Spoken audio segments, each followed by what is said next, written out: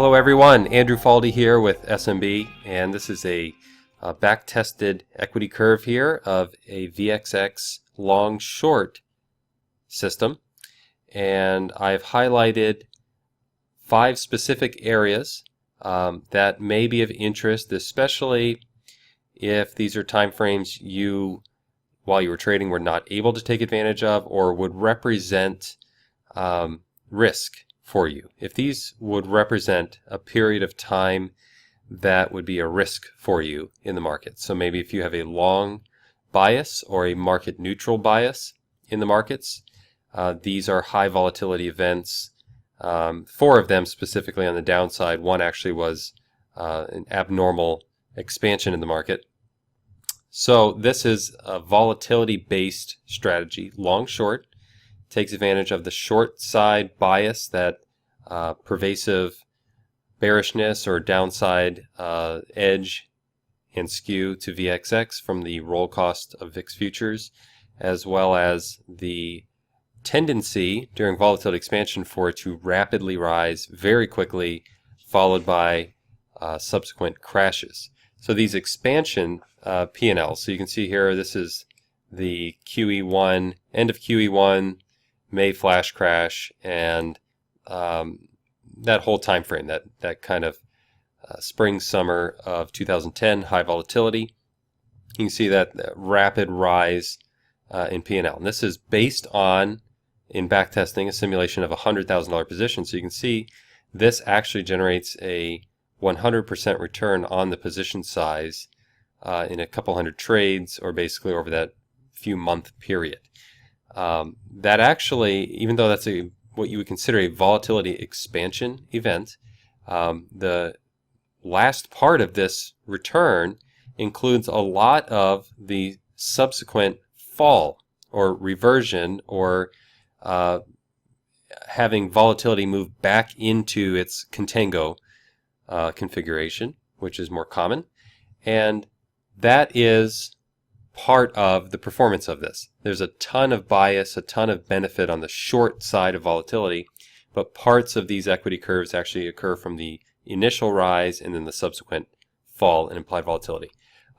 Periods like this is going to be a mix of both, but generally is going to do best from that negative roll cost in this ETF and taking advantage of that. But it's always having that long entry in case there's actually a volatility expansion to take advantage of. So here's what the chart looks like in this strategy, and this is the recent history back on June 10th through the June 14th. That was a volatility expansion in the market. I have that same, this is a daily chart showing that time frame. So this is the we'll call it more or less a false breakout, false test of the old high. Basically, it didn't even get to the old high really, but that failure of this pullback. So that's not even that great of a volatility expansion. Really, volatility expanded even further than price would suggest, with some of the headlines and fundamental undertones in the market right now. So that's that initial expansion. And then it's capturing the contraction here, and actually a little whipsaw, so that wouldn't be ideal. For this one, a little slower time frame might ignore that whipsaw, but that's nothing we're trying to worry too much about in this. So capturing some of the decline, little gap risk, and currently actually gone back on the long side. And then you can see here's where some more of the volatility crush that can be taken advantage of, and that negative roll yield. You see these large moves from 1575. A quick exit at 15, so a nice move there. Re-entering 1475, exiting 1425.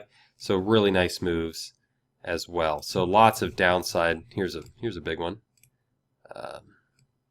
So expansion here, 29 down to 26. These nice moves that it's able to take advantage of. And sometimes you get it on both sides. So this is the initial rise and then the subsequent fall and getting back into contango and that negative roll yield. So that's what the chart looks like. We actually developed this system in the systems testing workshop at SMB, which is a twice monthly group, second and fourth Thursday of each month. Let me make sure I said that right.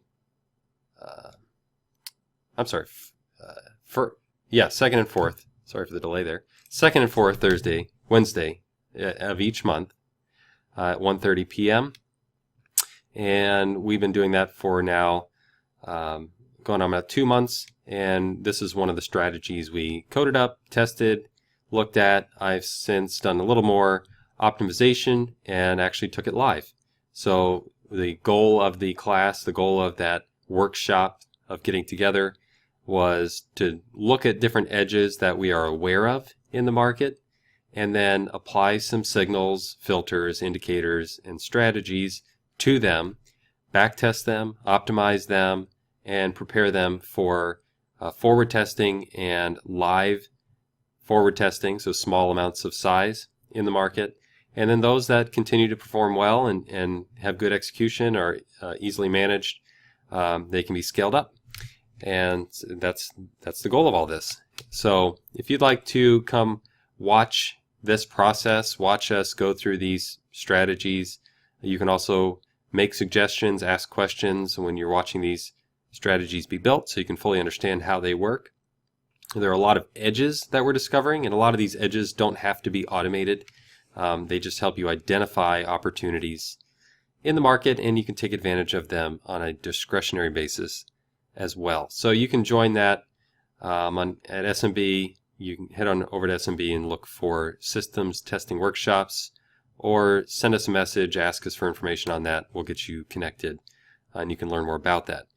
Currently, we do the first month is completely free, so you can come to 2 sessions, see what this is all about, see if this type of market analysis and system development is your style or not. And if it's not, then we have no problem. You just let us know that it's not going to be for you, and we'll cancel before you start paying. If it is for you, then I'll look forward to getting to know you better, hearing your questions, and testing your ideas as well as we look for edges and the best way to take advantage of those edges. So I hope to see you in the next systems testing workshop. This is Andrew Faldy for SMB, and talk to you later.